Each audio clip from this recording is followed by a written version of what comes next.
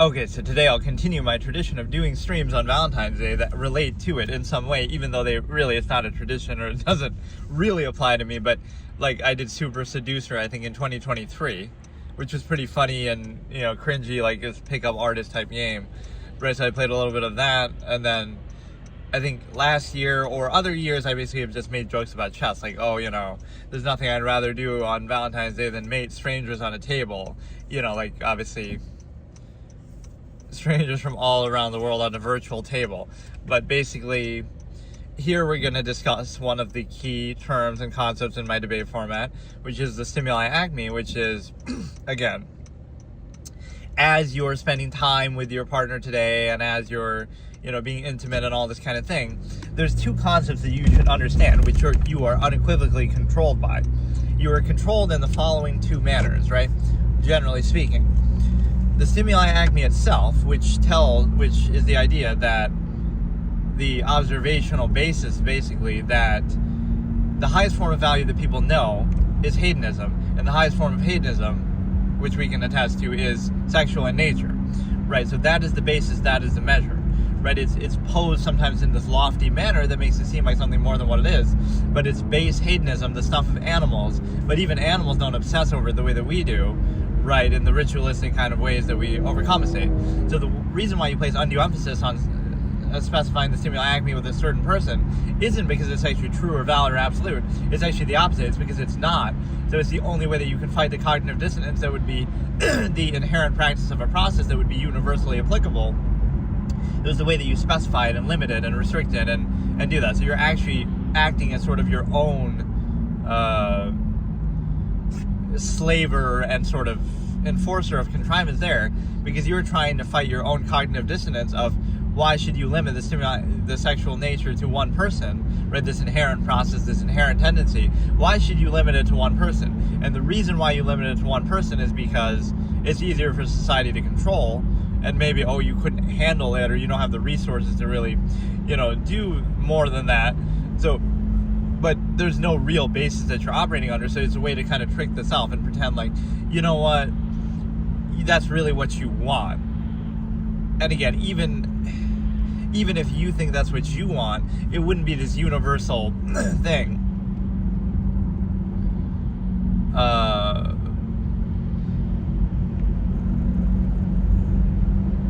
Like, it wouldn't be this I was just stunned by that sign that says $25 uncorked bottle of wine. Like, dude, the way that restaurants, let's clown people in a different way, right? Social contrivance, forget about even the stimuli acme for a second, but whatever. Let me say, the 2 points I was going to make is the stimuli acme itself controls you, and tradition controls you. So I'll get to those in a second. But here we're going to discuss the fact that social contrivance controls you in a different way. Like, you pay a premium for and I guess this ties into the stimuli acme somewhat. Like, you go to a bar to pick up chicks or something, and it's like, on one hand, you can be aware of the nature of the process, but people want to be controlled by it, even though it's dependent over standard pretense that's necessary and valid. So you would say, well, first of all, you're paying a premium for that. So, you'll pay 3 times as much, 5 times as much for alcohol at a bar than you can get at a liquor store or, at a restaurant, as opposed to a liquor store. So you pay more for what? Just this vague specter of, social contrivance is being used as a tool to, to exploit you, and it's like a currency, basically, right? Social currency. So that shows you something right there, is that you're being ripped off, and it's an analogy for society overall. You're being ripped off, but you overcompensate socially, or, others overcompensate socially, so therefore that makes it okay to be ripped off, basically. That's how society works overall. Take away these little words like please and thank you, and realize they're just reinforcing something that's imbalanced. Social contrivance in general shouldn't be necessary, right? If it's a sound process, it would speak for itself. It's zero sum, but instead it's overextended. So you're made to hold back everything and be inhibited and controlled, and then you try to overcompensate in certain ways. So, for example, right, you'll be heavily inhibited here, and then you'll try to overcompensate somewhere else, right, which is the reason why people drink and party and things like that in the first place. You might not have as much of a desire to do that because your life would be in a more peace, kind of free state. So you go to one extreme and inhibit it in certain ways so that you can overcompensate in other ways. And it's this fallacy of permission by society, like, oh, you should be grateful, you should be this and that. But the net some technology that exists has nothing to do with that. Right, your inherent base free state is still being inhibited, so the two are separate. And it's often used as a fallacy, the machination process argument. So what that means is the base state is being inhibited, and you're not free, no matter how much you overextend and overcompensate. False meaning and means, right? It's completely unqualified, so you can decide that then, okay, you don't want conveniences, you don't want anything, and so therefore you should be free by that basis. And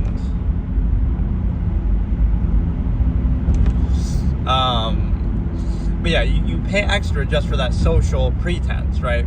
And so it's kind of a bad process that flies in the face of meritocracy, where I always say, again, the absolutist idea here would be like separate social contrivance and that from everything else. So like if you want to buy a car, just focus on what the best possible car is by objective metrics. Don't do all this, I'm shopping there because they're so nice, or that's you actually being controlled by something that has nothing to do with it, right? So, because somebody's nice, you'll buy a shittier car, or because somebody's not nice, you won't buy the best. Like, that's how an absolutist would operate. You separate the two, and what that does is basically unspecify the whole process altogether and create a self-governing free society. Because it wouldn't be like, we're going to put our stamp and label on here, and you should shop here instead of there because we're going to socially overcompensate, even though you don't really want that. We're going to pretend like that's the defining factor. It becomes a contest of contrivance. That's not actually a sound process. It should be, the absolutists would do it more direct, where it's just a zero-sum means. You try to provide the best possible product, the best possible price, whatever it might be, and that should speak for itself, rather than overcompensating. So you wouldn't want to do that. So it would seem rude or blunt, but it's like you want that to speak for itself. You don't want to overcompensate. You don't want to distract from it. You shouldn't have to do that. It's a subversive process, right? You want it to speak for itself. And you reject the ego basis that's used to specify something that would otherwise be an inherent process. And so let's look at the pickup line culture. The idea that, you're going to go up to chicks and pick them up and you have Riz and you're so cool. That may be fine, but you have to make a decision then what your basis is. If your basis is that you don't want to specify the stimuli acme, right, that might be a perfectly rational course to take. But then it wouldn't be impressive. It would just be, why can't it just be consensual? People just want to fool around and they just want to do what they do, right? Open relationships and whatnot, right? So it's not. But in that case, you could just be direct about it. Don't pretend or like, it comes down to some weird competition of social contrivance. Instead of, why not just be direct? And it shouldn't come down to that. You could point to that, like, that's like inability to do this flawed process, but why overextend it, right? Why not just be direct? Okay, one person wants something, the other person wants something else, right? Why can't we just be direct? And it's because you're controlled by this empirical state. It's not something, you directly would just be like, okay, walk up to somebody and just say, okay, you're attractive, let's just have sex, right? And they might say yes, okay, maybe they want to. Like, the fact that it could be that direct wouldn't be a threat to the individual. That would be two people doing something they want to do consensually. It would only be bad in a society that wants to control people and control them through that, oh no, you have to limit yourself and have one partner and family system and all this kind of thing. So on the individual basis, you have no need of that. You can just do whatever you want, but you're made to pretend and seek gratification from that. The other aspect of this is the fact that, again, like the pickup culture, it's kind of contradictory because the standard doesn't match the false absolute pretense. So what it means is the fact that basically you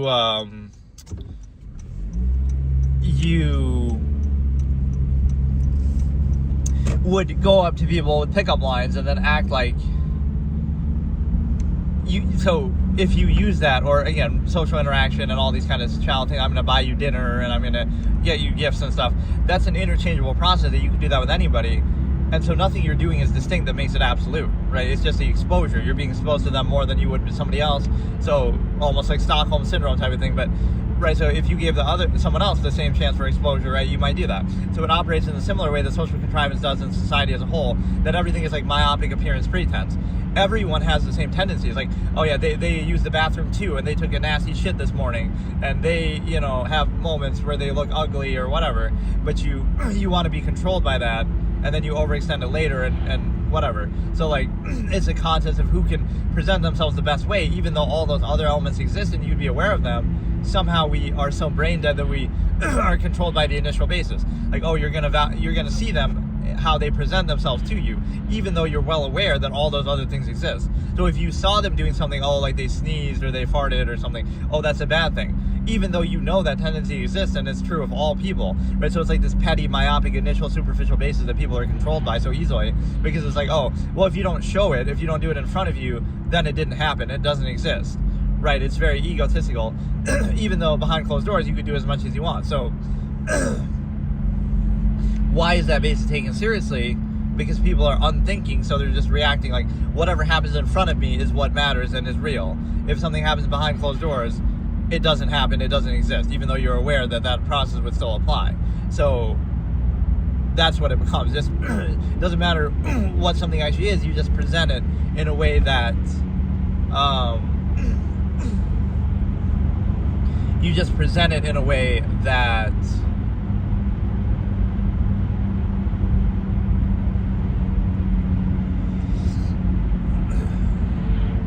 right, like who can present themselves the best way, but any amount of thought and self-awareness would make you realize, wait a second, they have flaws too, they look ugly too, or they, whatever it is, right, but they're just not showing that to you then. So you can appreciate the effort, I guess, to present themselves that way, but you can't take it at face value, because if you're aware of the nature of the process, you would know, well, wait a second, they do all these same things too, but just because I'm not aware of them immediately doing it in front of me, it's like it doesn't exist. But if I was aware of that, then that would somehow discredit them. Like, how?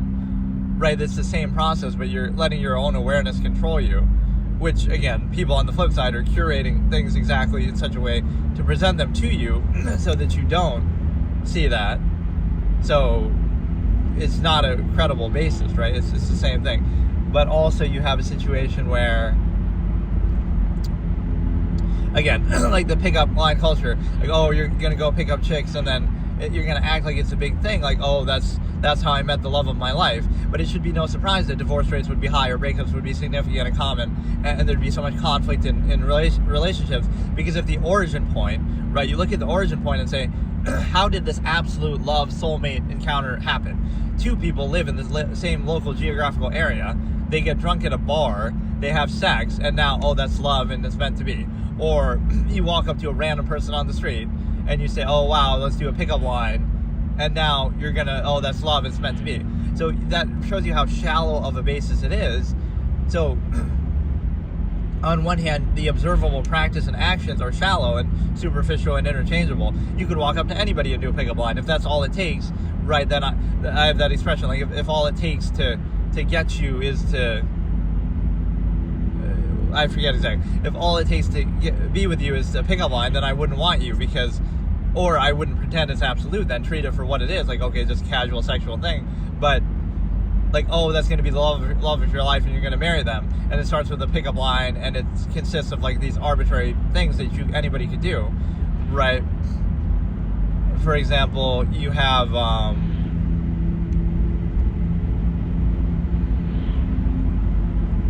like,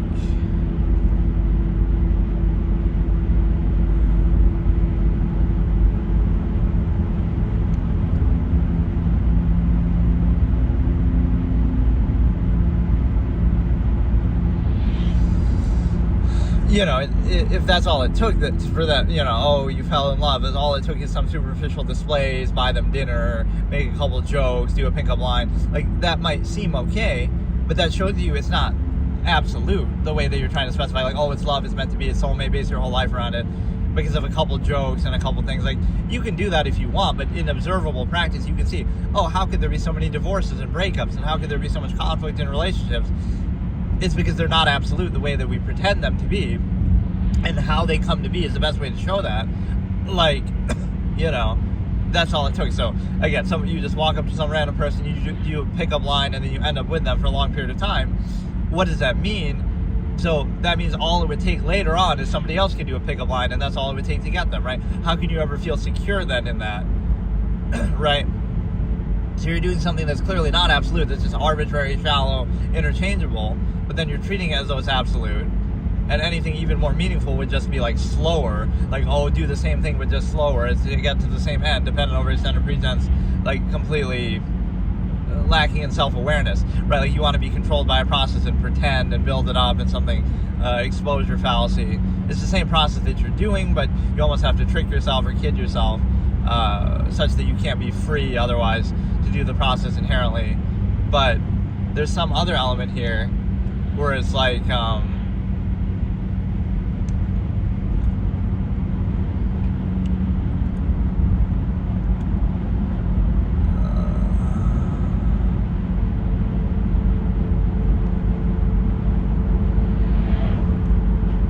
basically, again, if all it took to be with somebody was to do a pickup line, then somebody else can come along the line later with a better pickup line, and oh my goodness, now they'll be with them. So you realize it's a shallow process, which isn't really even a negative. The way I'm framing it almost plays into false duality. It's just a natural process, but you're trying to specify it and pose it as an absolute to bypass your cognitive dissonance so you can be controlled in a specified state of what is just an inherent universal process. So you're struggling to maintain that illusion of an absolute when it clearly, objectively isn't, even in observable practice, right? Everything you're doing is interchangeable. Oh, they took you out to dinner. Well, anybody could do that, right? There's social contrivance, it's arbitrary. So it's not absolute, but you pretend it is. So that would be the lesson. And there's something else to this point that, again, like a pickup line, like, so if you're using a pickup line or you're doing these kind of superficial social things, then don't treat it as absolute. Treat it for what it is, the way that you're going about it. Or if it is absolute, hold it to a higher standard, which there really is no way to present that because it'd be the same thing, right? Oh, you happen to go to the same school, same workplace, like, so you may think there's something to that, but right, like it's just overextending. And there's a great female privilege issue with this too. Like women wouldn't fight the exposure of the stimuli acme as well as anything else because they benefit so much from it. They get privilege, they're not accountable, but they get to still benefit and focus on their looks. And you might say, oh, society does that, but you could choose that. Like, okay, nobody wear makeup, nobody dress in a fancy way, just wear very basic, boring clothes, don't wear makeup. Now all of a sudden your appearance won't be emphasized because you're not emphasizing it yourself, right? So there's only so far that you have to take it yourself. So the other aspect of this is the fact that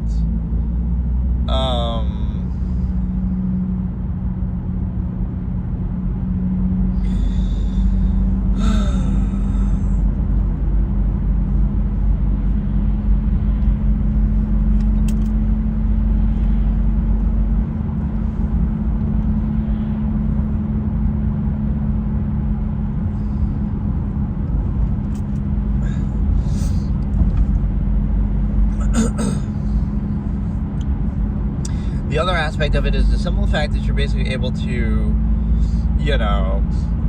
again, pick up lines and things like that. So you're treating it in a shallow, interchangeable way, which wouldn't be bad. Again, I don't even like that I'm using the word shallow, but you're treating like the inherent natural process it is with no special specification or emphasis, but then you are trying to overcompensate. So you may think like, oh, that's a skill. It's the ability to riz somebody up and bypass the critical thinking and try to pose a false absolute to do this.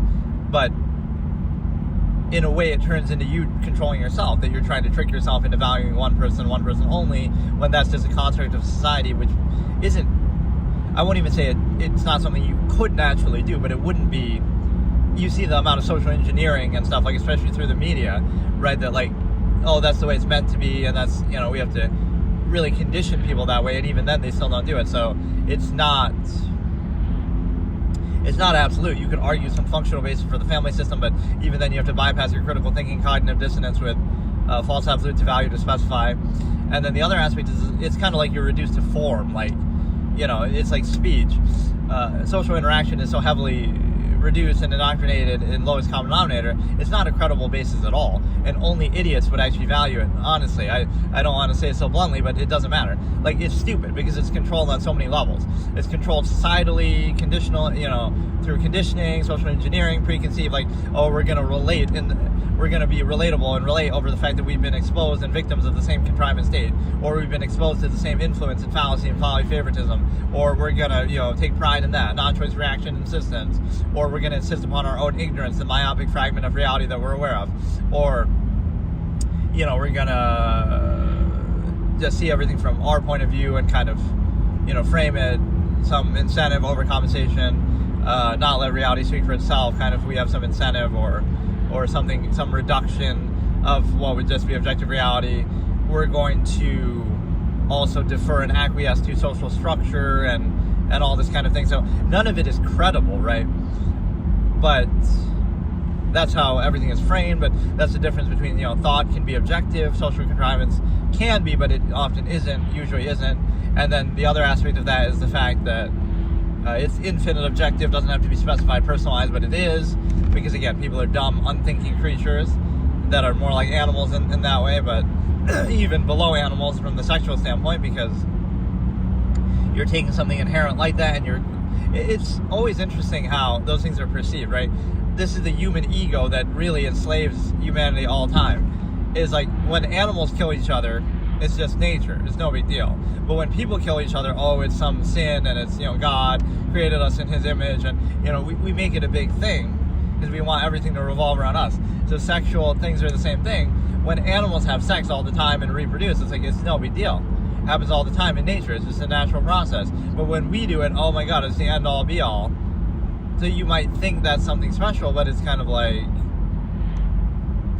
it's the opposite. You're making it out to be a bigger deal so that it can be controlled. And again, repression leads to obsession in that way. So it might seem like a good thing, but it's actually very, very contrived. And it shouldn't be necessary if it's a sound process. And no amount of inconsistency invalidates it, apparently, because you have,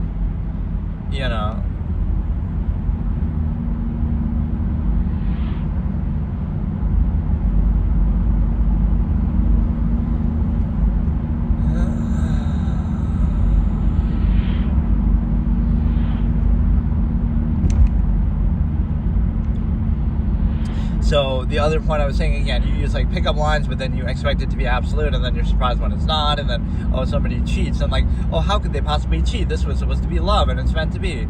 But wait a second, it was defined and originated by a mere pickup line, and then merely going on dinner dates or something, and spending time around them and being exposed to them, like Stockholm Syndrome type thing. And so, those same things couldn't possibly apply to anybody else? Like, what makes them unique to you?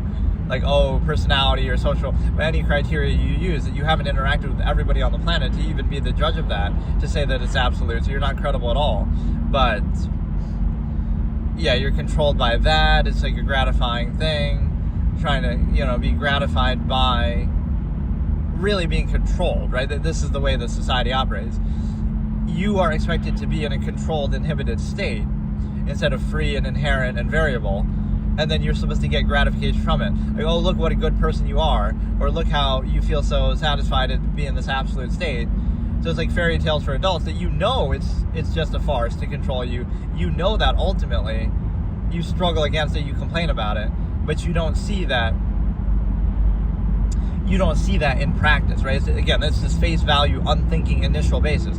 You will suffer from the conflict of contrivance associated with this, but you won't see that. You'll attribute it to the specifics, like, this person's just lazy, or this person's just, she's always bitching at me, or whatever, right? My partner or something. But even if that specifically could be better or worse, it's a symptom of the larger process, which is it's not an absolute, but you're treating it like it's absolute. So you can adequately overcompensate for it if you want, but that's like playing pretend. You can do that with anything then. You can pretend there's a God and do all these ritualistic things, and you can pretend anything. You could pretend that some leader in World War II Germany was a good guy and a great speaker, and then, everything will be good, right? Like, you can pretend a lot of things. People are not very credible. They can be controlled, they'll support anything, they'll be mindless sheep, they'll go along with it. So human credibility is definitely in question there. Now let's get back to the 2 points that I started with. Number one is the stimuli acme itself, and that would be, I'll try to explain, like, how are you controlled by the stimuli acme, and how are you controlled by the by traditions and stuff like that. So imbalance over compensation. So give me a second here. But basically what I'm saying is,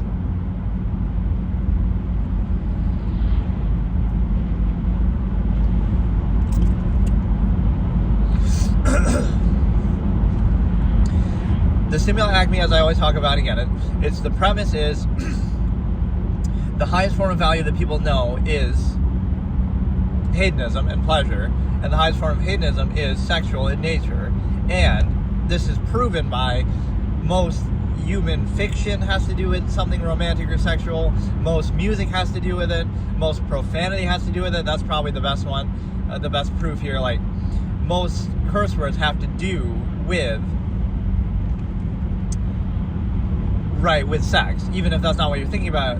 But people can't think of any higher form of expression than that. Like, something good happens, something bad happens, somebody you like, somebody you dislike. You'll use one of these words that has a sexual origin point to it, right? Even if that's not what you're thinking about, because again, effectively, you can't think of any higher measure or form of expression than sex, right? So the hedonism is clearly it's similar to how people say, like, oh my God, even if they don't believe in God or they're not thinking about God, right? They're deferring to something. You might think that validates it, but that's basically what they're admitting. Like, in a way, sex or hedonism, your own pleasure, is your God, which is, again, the stuff of animals, nature's way of inspiring reproduction. So it's not exactly a very novel thing if you're aware of the nature of the process, but again, not to glorify it out to be something more than what it actually is, only necessary to be controlled, right? It's the individual has no use of it, right? There's nothing. But again, you're not really, see, like, no matter what people do, they can live for generations, work for generations, do all this, but they're victims of contrivance that want their descendants and others to suffer. They want you to suffer too, right? Oh, they struggled, they worked in the coal mines, they did this and that for their own zero-sum self-interest anyway, and because they were too weak to do something more, and they just deferred to an unqualified empirical authority society anyway. But, you know, like, oh, people were slaves, like, back, you know, at various points in history. So, not to victim blame, but it's more like, that doesn't validate the story. Like, you would never question society and say, oh, maybe that's society's fault. Oh no, it's something you should wear as a badge of honor. Like, look how hard your parents worked. But maybe that's part of the problem, right? Like, maybe they shouldn't have had to do that, but they're doing it against an artificial man-made construct that's, you know, meant to keep them down, right? Like, you know, empirical structure inhibited by in such a way that I've explained. But so you can never question that. You're just, oh, they did that, so they want to hold you back too. At what point do you remove the need, right? They try to reinforce, regurgitate contrivance. At what point are you free of it? You say, okay, it worked for generations to get to a point where now you're free of contrivance. You can remove the need for contrivance. You can self-govern. You can get rid of it. You can be done with it.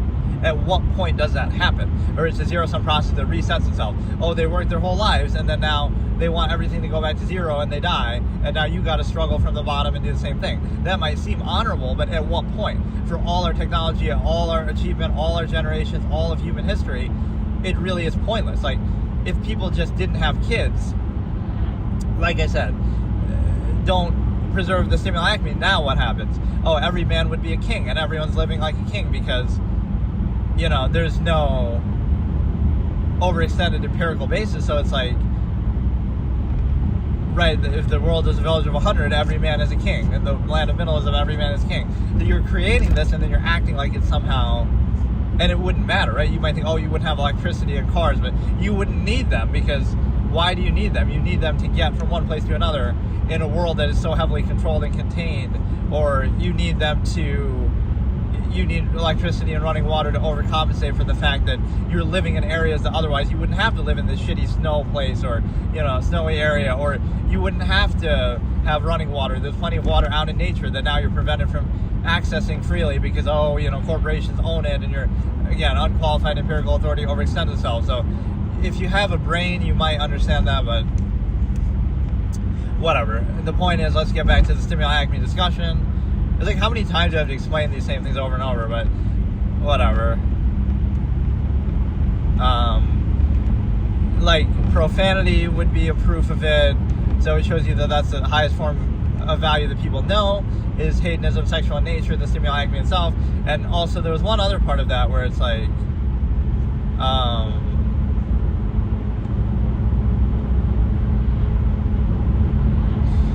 like, even life goals, right? You're based your whole life around it. You live with the person you know, like, really, what is it if not just base hedonism? Like, oh, you're gonna overextend, but even that overextension is based on that, because you can say, oh no, but you love them as a person, and So why don't you love, okay, you love people as people, like you love your friend. That doesn't mean you live with them and split your finances down the middle with them and base your whole life around it. Why not do that then? Right? You love your friend for all their personality and other things. No, it's a dependent, overextended pretense.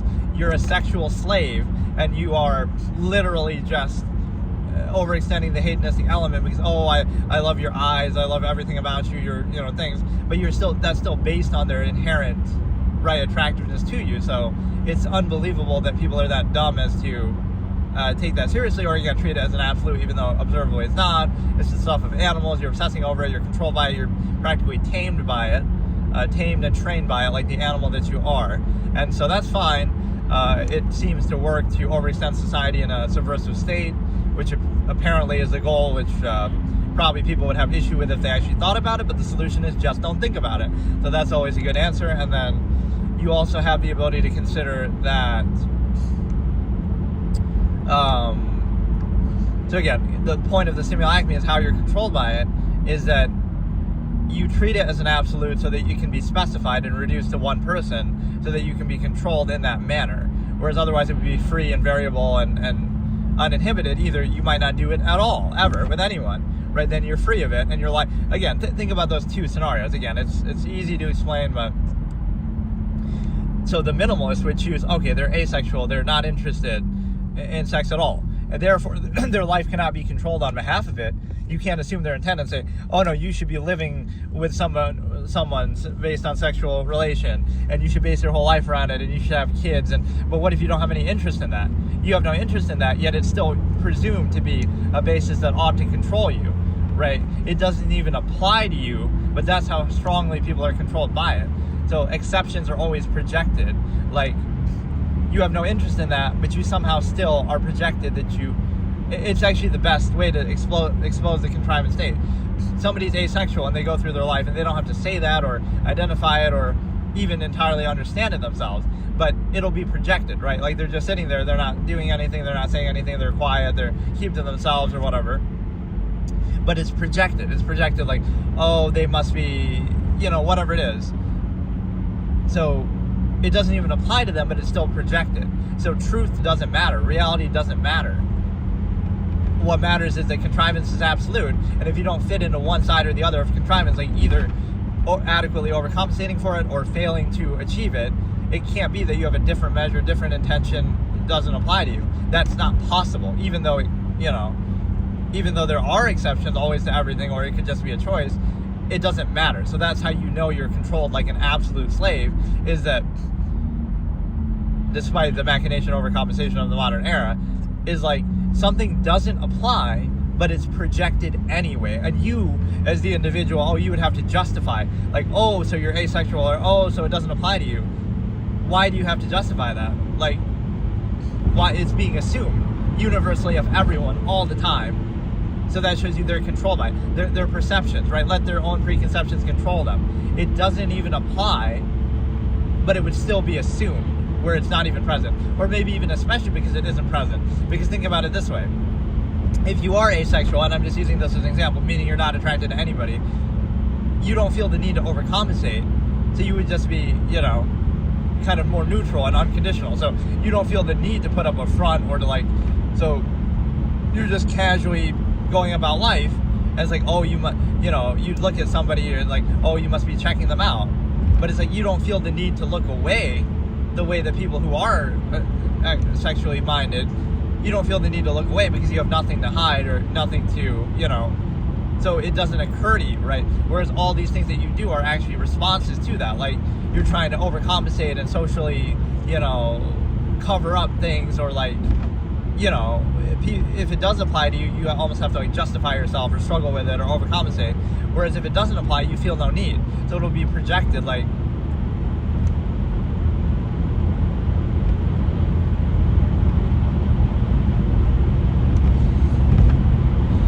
right, people see a process and condemn that same process, which is present all the time, but they see it when you don't adequately overcompensate for it. Not when, oh, so people are being socially nice and this and that, but, oh, they're only doing it because they want to get in your pants or whatever, some overextension of the same process, regardless of degree.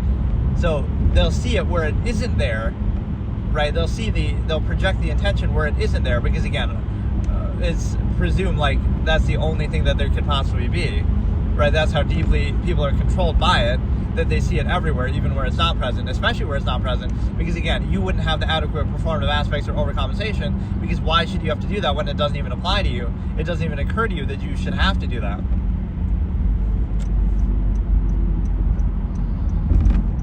Right, but it'll still be projected. It's a fascinating experiment, right? Like, why do you have to justify that? Oh, well, this doesn't even apply to me. I'm not even interested in this. But, right, but they're just assuming you are. Right, so they get to assume, and then you're defined by the reaction, right? That's the false absolute, contrivance state. So you're defined by your reaction to it, like, oh, it's your inability to achieve this thing, not that you don't even want it in the first place.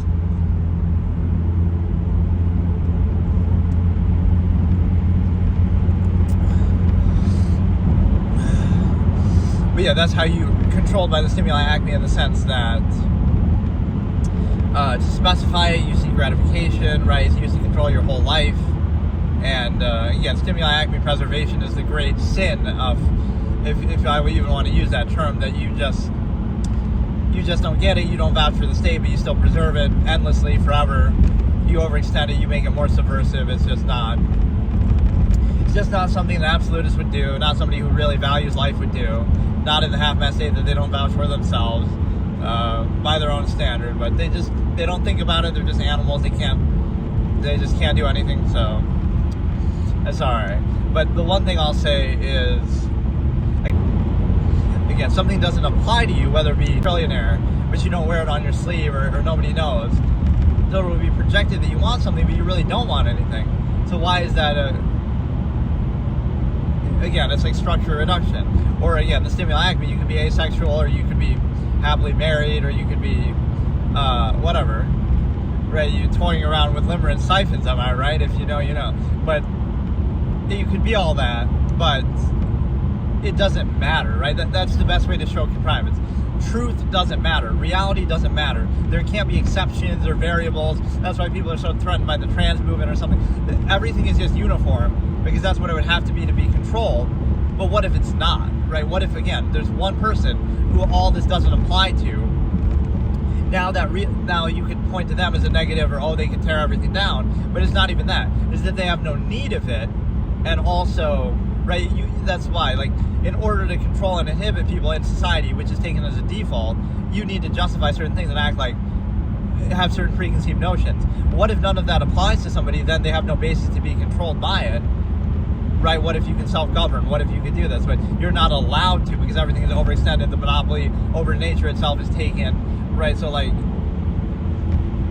it's used as a basis to control you, even if it doesn't apply to you. It's not about the specific person then. It's about the understanding of the process, like, it would expose that it's artificial, right? It's not a real thing, but because you're so beholden to the process, you treat it as though it is, or you overcompensate for it. And so, not only can you not look at it objectively, you can't even have anyone else exist outside of it, because there is no outside of it. That's the whole nature of closed structure, contrivance, and false duality. There is no other option, right? Either, again, in every aspect, somebody, that this is the sexual projection, or it could be like, oh, they must be trying to do something, right? They must want money, or they must want something, and they're just either failing to achieve it or adequately overcompensating for it. Or the same thing like with the sexual nature, is that, again, oh, they must be, lack the ability to achieve it, not that they don't want it in the first place, right? That can't be. So it's always projected, but it kind of doesn't make sense too, because, like, what if you're married, so now you're content, or you're just not interested, or again, you're asexual, you could be open relationship, but even if you're open relationship, it's kind of like, doesn't mean that you have to do it, again, arbitrarily, like pickup line, like just random in culture kind of. That's how overextended and obsessed people are, right? They'll project it in the sense that that's the only thing that they have of value, so it's the only thing anybody could possibly appreciate in them or want from them. or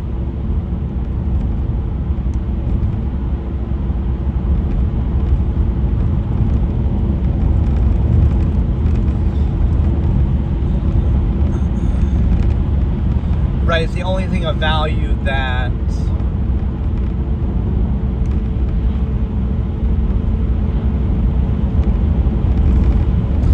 they have to offer. So they're kind of projecting that, like, oh, the only thing, so, you know, there's no such thing as unconditionality. First of all, everything is projected as an incentive.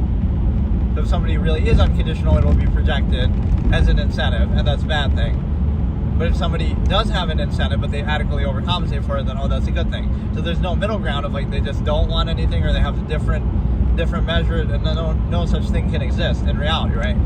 No amalgam theory. That's the whole definition of an absolutist, is like you would have either an overall measure or a specific measure that would be like outside of those things, or they would just be a means to an end. But again, it's a funny projection, because it's like that's the only thing of value that they apparently have to offer them is the sexual element, or that's all that anybody could appreciate them in them or know them for, or it's the only thing that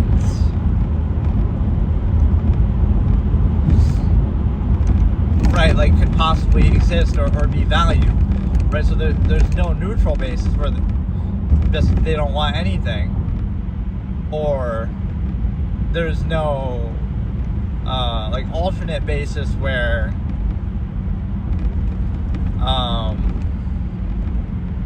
like there's no neutral basis that would be like, oh, they just don't want anything, or they value something different, they value something else, like potential or whatever. So everything is projected into that on a very initial basis. The other aspect is the fact of, again, I was saying the other thing that controls you is like tradition. So think about, again, whether it be Valentine's Day or any other holiday, it kind of comes to the same point that, like, even freedom from contrivance is itself given only with the permission of contrivance. So, oh, you have to do this ritualistic thing on this holiday because society tells you to and gives you permission to, but any other day that would seem odd or like an outward thing, or you wouldn't do it. So you only do it when society gives you permission to, mindlessly, on an arbitrary day, basically. Yeah, again, you could look at the origin point with that as well, but the thing is, so this is what objectivity shows you, is it's more about, it's not about making a specific claim for or against something, it's just more, objectivity wouldn't point to the undue emphasis that you see in so many things that you're controlled by. It just is. It wouldn't be like, oh, it's a big deal.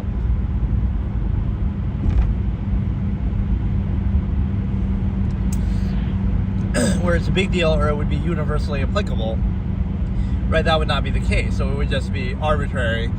But this undue emphasis is a place to control people, especially massive people, in an unqualified empirical state.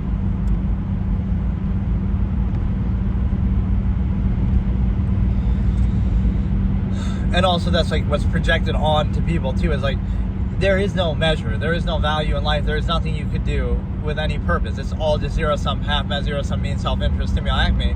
So if that projection is correct, then there's no basis to be inhibited, because like, okay, that's all there is to it. But there's some pretense, that's the problem, right? False absolute pretense to structure and control something, but it's not actually taken seriously. Like, it'll be like, oh, God says this, and that's used to create society and justify our current specific state. Or whatever, like morality would say this, we value other people, but it doesn't lead to us valuing people through amalgam theory, like I've talked about, where you treat the human as the human family.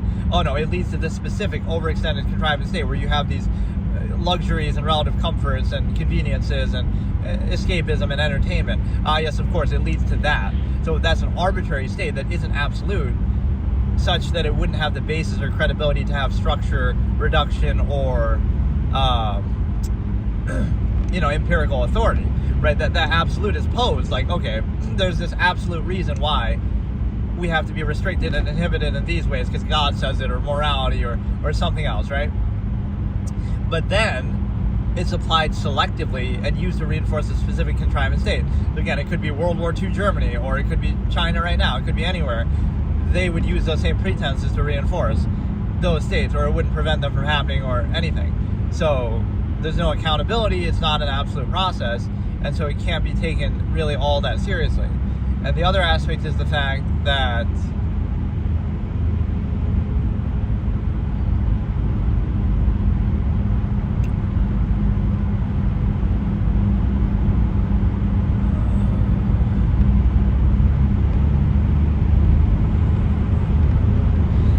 think that you're basically in a position to again, there's no basis for authority, because again, either there is a higher measure, right, like an absolute that would be posed as a pretense and then used as a justification for restricting people, telling them what to do, inhibiting them, right?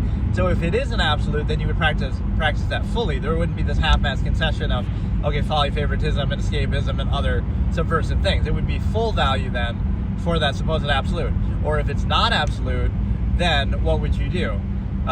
If it's not absolute, then it's arbitrary and there's no basis to control you. So it's one of the two. It wouldn't lead to the half-assed state that most people are in everyday life, where, oh, it's supposedly absolute, but then it leads to a half-assed state where you're doing all these inconsistent things, like, oh, you value human life, but you drink and you smoke, or, oh, you care about other people, but you eat 3 meals a day when somebody else starves, right? I'm not saying whether you should or shouldn't do those things. I'm saying it hurts the notion of the false absolute, right? Clearly it's not a credible basis, and you don't actually follow it, and you don't actually believe it. And then the final point I was trying to make is tradition fallacy. Like, again, you need permission of society even to be free of it temporarily. Like, oh, today you get to do something sexual or whatever, romantic, because it's whatever, Valentine's Day, but if you did it any other day that doesn't fit, or you're kind of mindlessly doing that. So traditions are used like that, the imbalance over compensation. You're in this controlled, inhibited state all the time, and then you break away from it only when society tells you to or gives you permission to, so then you overcompensate. Like, you have this extreme imbalance where you're heavily controlled, heavily inhibited, heavily indoctrinated, heavily reduced to structure like school or work or whatever, and then, oh, you can only be temporarily free, like on the weekend, or on, you know, you got to dumb your senses down to be free in your inherent nature and state, because you're so heavily controlled that, like, oh, drinking makes you more honest and like your true self, or you have to use drugs or alcohol or escapism, whatever. And so the other point is the fact of, again, traditions and holidays is like, oh, you can be free and you can do something, but only on that day that society permits you to. Whereas, again, an absolutist would reject those things, like, there are no holidays, or any day can be a holiday, or you can, you know, you would live in a peace consistent way where you wouldn't need that imbalance, because it'd be like every day could be like that. Not necessarily specifically, but I mean, it would be like you're at peace with your inherent nature, so you wouldn't feel the need to do that.